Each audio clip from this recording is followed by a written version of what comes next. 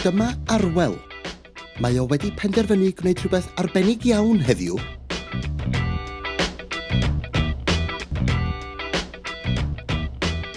Bob awr, mae tua 600 o bobl Affrica yn marw o newyn.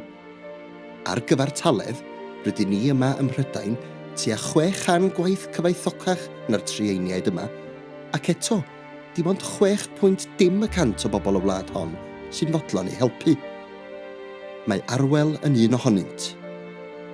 I godi arian ar gyfer newyn yn Affrica, mae o wedi gwirfoddoli i eistedd mewn bath o ffa pob am 10 awr, neu 60 munud.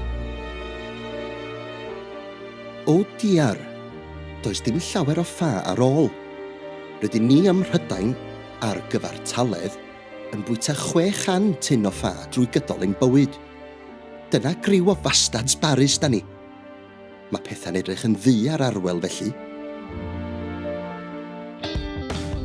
Ond mae yna bob amser gyfaddawd i'w gael. Mae Arwel wedi llwyddo i godi bron i 600 punt wrth wneud hyn.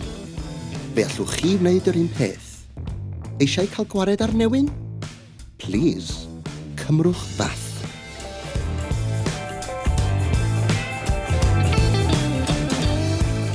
Gwaredwch newyn, cymrwch fath.